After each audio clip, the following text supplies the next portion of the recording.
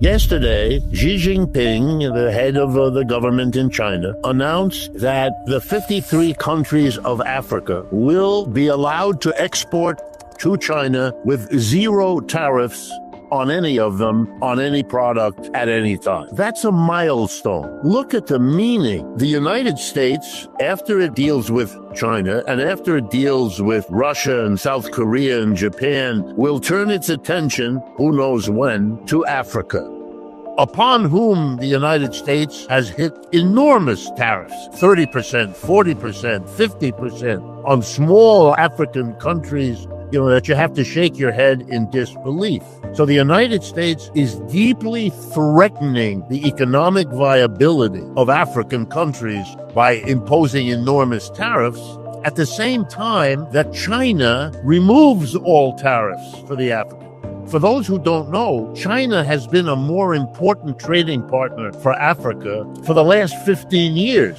It's much more important for Africa to trade with China than it is for Africa to trade with the United States. And all that this shows is that relationship is getting stronger and bigger and more important, both for China and for Africa, and the United States is simply becoming increasingly less relevant.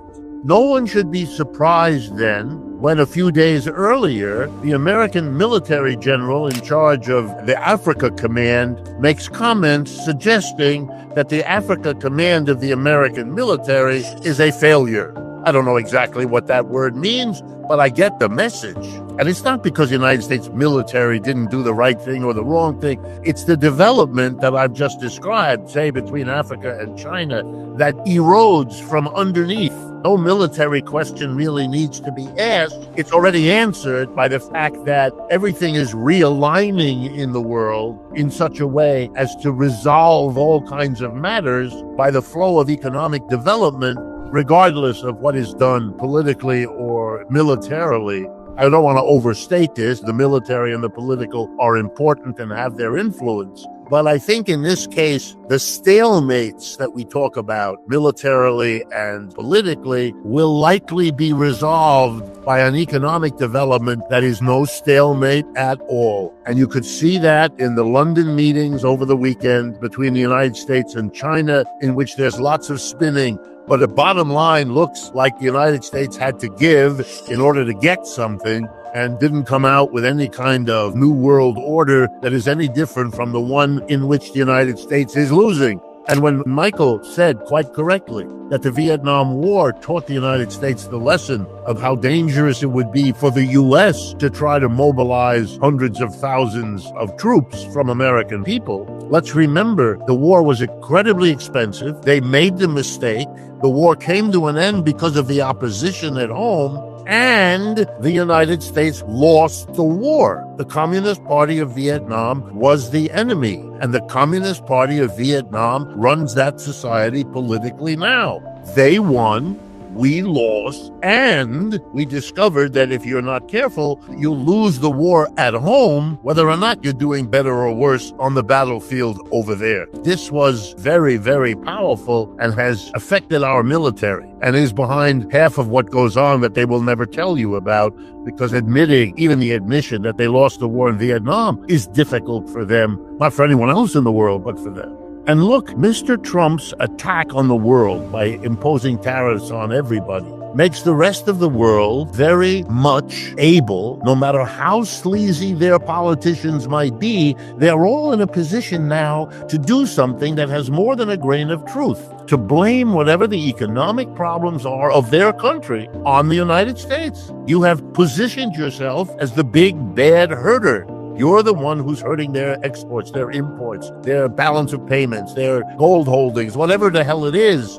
There's a logical link of that to the tariffs and all of that.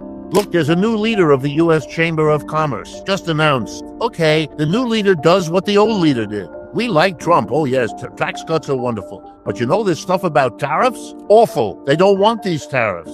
And why is that important? Because the business community of America will go along with everything Michael just said about the American government, as long as it doesn't look like they're going to lose, because at that point, it's not attractive anymore. Mr. Trump better be very, very careful.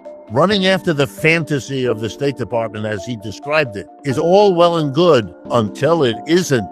And when it doesn't work, when it's beginning to cost, then the questions will be raised. My goodness, just as now, the questions will be raised, not by people who are against his policies on immigrants. They don't care. They're not against deporting. They don't care. But if you can't function in downtown Los Angeles because of the policy, then they care. That they do not want. That's disruptive to business, to commerce, to tourism. They don't want any of that. That's a problem. And that's a problem you should have understood you could be worsening by the very policies that you're pursuing. There is no evidence that the Russians are facing a situation that would require them to do what the fantasy Michael just described would have them do. Throw in the towel, give up the fight.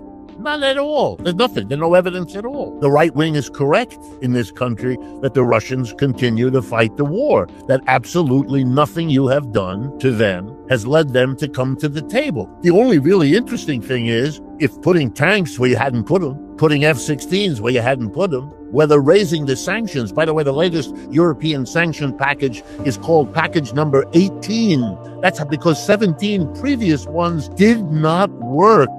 But there's an old joke. You keep doing the same thing, hoping for a different result, suggests that you're not sane anymore. We are at a very dangerous point. There isn't much left in the way of slack. And by the time they figure it out, which is another 6 months, most military experts think the war in Ukraine will be over within 6 months because the Russians will have finished the job. We are in a very bizarre moment of this whole story. If you keep doing what you're doing to Russia, if it doesn't seem to be draining them, turning them in on each other, upsetting the society, then maybe what you're facing is what you should have imagined in the first place. That sometimes when you attack another country, you solidify it and unify it and mobilize it to be your enemy. And then you've made the mistake of losing because you have strengthened your own enemy. You have to ask that question. It looks like Russia has gotten exactly that. Mr. Putin gets enormous popular support from polling, including polling done by people that are not friendly to him. So we're not stuck with only one kind of evidence. So here's the reality. In Europe, after 1945 and up to this minute, every active politician learned, if he or she didn't know it before, that the way to go up the career ladder in the governments of Europe was to be known to befriend the United States, to be pro-American, to be eager to accommodate the superpower. And every politician who didn't get that memorandum was pushed aside, often by the United States, who made it crystal clear. We don't like this one. We don't want that one. We're not happy with this one. That's how it worked. When you read now about the behavior of the woman American diplomat who put Mr. Zelensky into power, that was not unusual that an American diplomat, an ambassador, she's not unusual. She is not distinctive. There's nothing interesting or exceptional about her, including dismissing the Europeans. Who cared about them? That's what she's famous for. But she only said out loud what everyone knew. Why am I telling you this? Because the leaders of Europe today, Starmer, Macron, Merz, that's who they are. They have built their careers. They have spent the last 30, 40, 50 years building a career around being the patsy for the United States. That's who they know. That's where their self-image comes from. They're not going to turn against the United States because they've gotten to the position they have precisely because they were the most acceptable to the United States. No one should be surprised by this. Of course, that's where they go. And if there is a moment when unusual American leader like Trump questions what's going on, it's going to take some time before others who question like Trump displace this generation of European leaders who are simply carrying out what they developed. It reminds me of a famous cartoon I used to see in the movies. And there's an image of a duck running off the edge of a cliff. and it gets to the edge and it keeps on running for another few minutes before it looks down and realizes there's no cliff anymore, and then it drops like a stone. You are going to see in Europe over the next months and years the steady, slow disappearance of the U.S. pandering European political elite.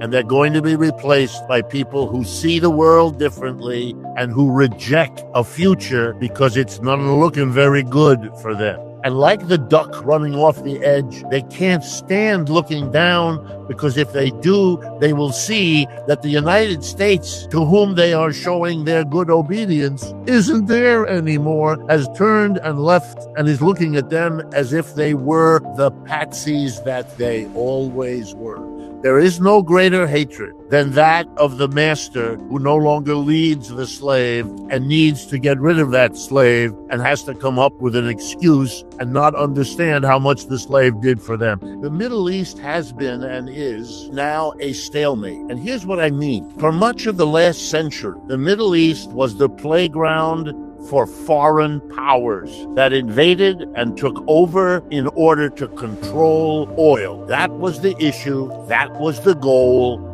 That was the program. Literally, a number of the countries there were created as countries. They weren't countries when all of this started. They were created later, and the single dominant theme of their creation, of the literal formation out of a desert population of a quote-unquote nation, was designed and orchestrated in Europe and in North America, where these things were done. Now, several events have made this story no longer valid. Number one is the rising up of the Arab and related peoples in that part of the world who have fought and overcome their colonial situations, at least politically, not quite economically, but politically. That's one new factor. Number two, the overwhelming use of Israel by the West as its outpost, focusing everybody's attention on the Arab-Israeli contradiction and conflict, allowing the Western powers to continue to get from the Middle East what they needed, so long as the Arab population was focused on Israel, which was merely the symbolic forerunner of what was really going on. And then finally, the new situation, the decline of the Western Empire, the United States, and the rise especially of China, and secondarily now of Russia as China's ally. Russia being right up against the Middle East, bordering some of the countries there and close to them in many other historical ways. So now you have a stalemate. There's still enormous influence from the United States and Western Europe, focused still, by the way, on oil more than anything else, with a secondary support of Israel, but that is derivative about the oil anyway. And no one knows quite what to do. The Arabs are demanding a rising power and influence in the area, which their numbers alone support and justify. It is, after all, their part of the world by any reasonable understanding of how geography and populations work. The West is powerful in holding on, but the West is holding on to what is ultimately a declining situation for them. And that's not even taking account of the fact that fossil fuels will be phased out eventually, even though one has to be struck by the ability of the West to continue to hold on to as much importance for oil as their economic investment requires them to do. Okay, nothing can change here now. The contradictions are too many and too complicated. And you can see that by the inability of the world to do anything confronted by what is the sharpest point of that contradiction, which is the Israeli bombing of the people of Gaza. Everyone in the world, the overwhelming majority, have a position on that, and the position is anti-Israel and pro-Palestinian. The votes in the United Nations show that. I mean, there are a number of votes in which it's the entire world on one side and Israel and the United States on the other. I mean, one could not have a more dramatic demonstration of a stalemate because the bombing goes on. Nothing is in a position to act definitively to stop it. So we have a war that's now going on and on and on, and people are talking about removing an entire population. I mean, it's extraordinary. And the second example is Iran. You can't do anything. The Iranians have very powerful relationships developed now over many years with both China and Russia. There's even a formal mutual defense agreement between Russia and Iran. If you attack Iran, where does that go? Israel would like to do it because Israel's only hope in the long run is to draw the United States in much more than it is willing to go in there and support them. Otherwise, at some point, and I'm not the only one who says this, the United States will take a new look at Israel and do to Israel what it has done elsewhere when it isn't anymore workable. Look at the noise being made over Ukraine. And the rest of Europe is supporting Ukraine despite America walking away. They don't feel that way about Israel. There'll be less opposition if the United States walks away from Israel. So these are incredible tensions, but they are contradictions in a sense that nobody dares move. And so when I hear, the Israelis are considering invading Iran or bombing Iran's nuclear facilities, I have heard that for the last 10 or 20 years. It's a periodic theater for the mass media to get all excited and meetings to be held and conferences and the theater getting the personnel in the American embassy in Iraq to send their children out of the country. Come on. What is this? We're going to have another scare. Or, of course, it is possible that people that are desperate enough in these stalemate situations will do something really stupid because they're desperate. When people do stupid things. There is, for example, much information emerging that the internal political and legal difficulties of Mr. Netanyahu may be catching up to him. Will he then be provoked into doing something even he knows is stupid? Well, will the United States hide behind I don't know what and claim that it doesn't know about that? Where the United States didn't know about the drone attacks on the Russian airplanes on their fields where they have to be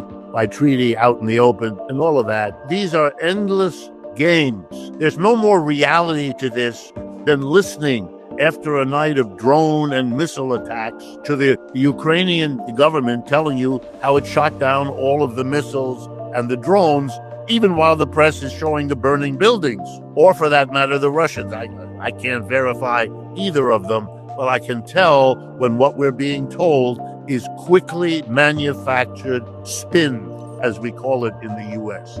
That's what we're subject to. It's very hard to get beyond that because so much information is withheld and so much information is phonied intentionally that we're left with a limit to what we can say. The United States is an empire going down. I wish I didn't have to say that to you, but it's the truth. And we can't pretend it, although we surely do try, to get away from that. We can't compete. The best, cheapest electric car in the world is made by a Chinese corporation. Over the last 20 years, all the car companies tried as best they could, spending a fortune to become the best and the first to make an electric car. Mr. Musk was the first, and therefore he's so rich. But he's been bypassed. The Chinese have outdone him. By the way, he's no longer the number one electric car seller in China. That's been taken over by Chinese companies, BYD company in particular. Solar panels are the same. All kinds of chips are the same. The DeepSeek AI mechanism is the same. And we could go on. Yesterday I saw a whole video devoted to the unmanned air taxis that they have now produced in 2 or 3 Chinese cities. I mean, all of that's coming to the United States sooner or later. It's going around the world. If the United States walls itself off, we will be the laughingstock of the world as the rest of the world advances with the technology coming out of China, and we sit there unable to move because even our technology will not survive because it will be outdone in terms of the Chinese and therefore have no foreign market. All of these are signs on the wall that the rest of the world is reading. And the United States has to do something to deal with this. If it stays with an open world economy, it means the United States is going to have to adjust to that world economy, adjust to not being number one in it, adjust to the fact that the US dollar will not be what it has been for 75 years. It'll lose some of its value. maybe a lot of its value, and that'll make our import more expensive. A lot of adjustments, and many of them costly. And we know, or we should, that when you have a period of adjustment in an economy, the people at the top, the richest, the most powerful, the CEOs, are in the best position to hold on to their wealth while the adjustment becomes a problem for everybody else. But here in America, that is very dangerous politics. That's the end of the middle class. That's the immiseration of the working class for an unknown length of time. It's already been going on for 20 years. That's why Mr. Trump gets elected, because things, even in America, are unsettled and worrisome and frightening people. And they look at the conventional Democrats and Republicans, and that's what they get, conventional. But conventional has turned sour for the United States. It isn't the top dog anymore. And what you're getting now is the defensive crouch, the wall off the people of Central America, wall off the rest of the world. Listen to Mr. Trump. The whole world has been cheating us. You know, if you go to a clinic, they'll call that paranoia. This is a problem. You are reacting to a difficult situation, not by trying to sit down with your competitors and work something out, but by imagining you can wall yourself off from the world. It's not going to work. It never has worked with countries just as powerful as the United States. The British Empire in its day was unmatched in human history. They thought they would last forever. England is now a small, wet, offshore island of Europe. And that's what it was centuries ago, and that's what it is returning to. And all of its navy and all of its power and its victory over Napoleon, you know, that's the way it is. And that's what's happening to us. And that's very difficult. I'm compassionate with my fellow Americans. It's no fun going through a decline like this. But you don't make it better by pretending it didn't happen or isn't going on. Mr. Trump is a bloviator. He's going to tell you dramatic, what the bottom line, he's desperate. And his desperation is dangerous. I find it mind-bendingly terrifying to think that the United States imagines that it is going to come out of a war with China allied to Russia. I mean, we have a population of 330 million. Russia and China have together 4 to 5 times that population and a much bigger geography. They cover more land and they have 5 times the number of people. And they both have nuclear weapons. Lots of them, and a big army. And here's a big difference between the 30s and now to keep in mind. Over the last 40 years, the United States has dismantled its industrial capacity. It has focused itself on producing and distributing financial services of all kinds and doing a lot with high tech, Silicon Valley and all of that. And that has kept it going. And most important, the world has financed the United States. All those rich people I talked about before parking their money here. That's why their money is here. Foreign governments, including Russia and China, keeping their wealth in the United States, which was taken from, or Europe, was taken from them in the war with Ukraine, in the case of Russia. So they kept their wealth here. We benefited from all of that. None of that is true anymore. China has the great capacity for manufacturing. If you're going to start to produce for war in a major way, they're going to outproduce us. They're going to outproduce us with drones and missiles and planes, because they have all that. We don't have what we once had. They do. Partly they do because we moved American companies over there or European companies over there. And they're very aware of that advantage. That was their strategy. That's what they pursued. The United States is not in a position, unless it is going to risk self-destruction, which maybe it will. It's been done before. Look, the war in Ukraine should be a wake-up call. Don't let it be otherwise. The United States intended to win that.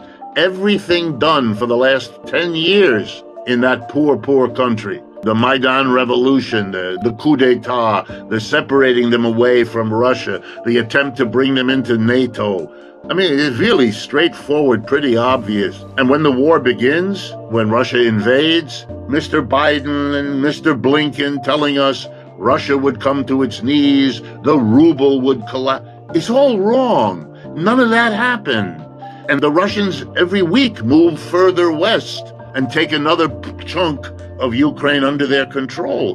That war is being lost, dramatically lost. And as the New York Times said a couple of weeks ago, when it had a remarkable article that people should read, in which it documents in detail how at every step of that war, American technicians, American military personnel did the intelligence, did the reconnaissance, did the strategic planning, selected the targets, enabled the missiles to be shot. I mean, this has been a war between the United States and Russia, referred to as a proxy war, which it pretty much was. But one side lost and one side won. And the reason the Russians won was their reliance with China and India, no question. Even the Russians admit it, they don't deny it. So, I mean, look at the situation. Even if you think about war, which Americans seem to imagine, they're just going to win. We lost the war in Vietnam. We lost the war in Afghanistan. We lost the war in Iraq, and we're losing in Ukraine.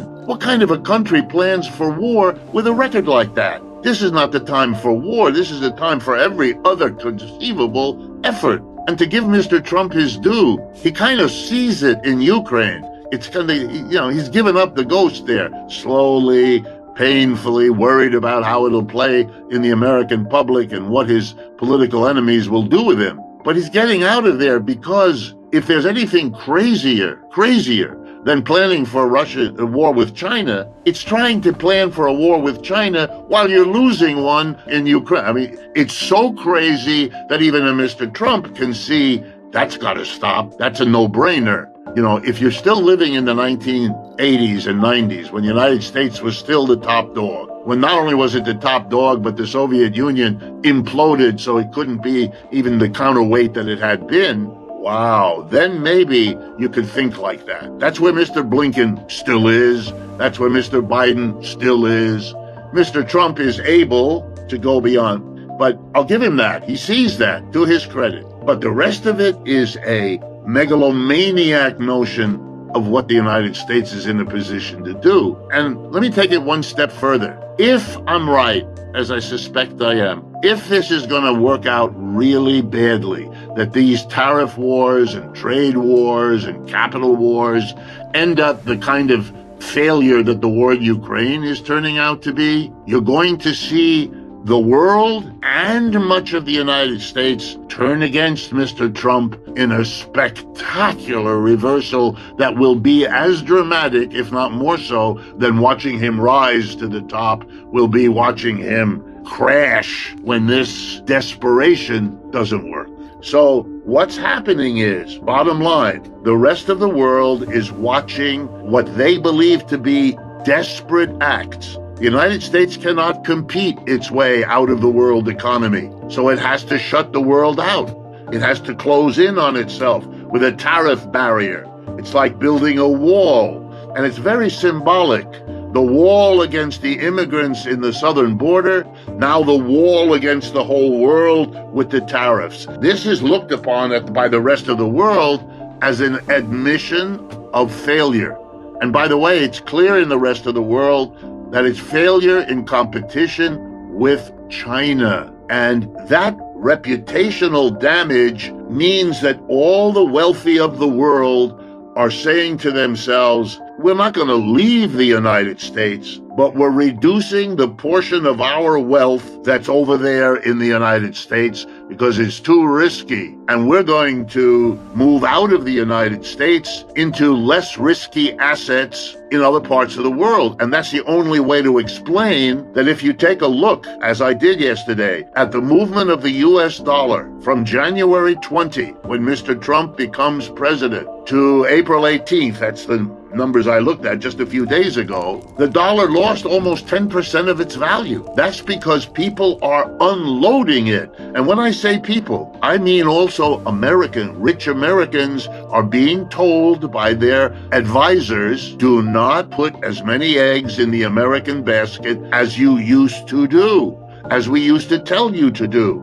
Now we're telling you there's too much risk. You better buy euros or Japanese yen or Chinese yuan because the United States' position is deteriorating. You know, we've been saying this on this program for some time. What you're now beginning to see is the accelerated evidence that that's happening.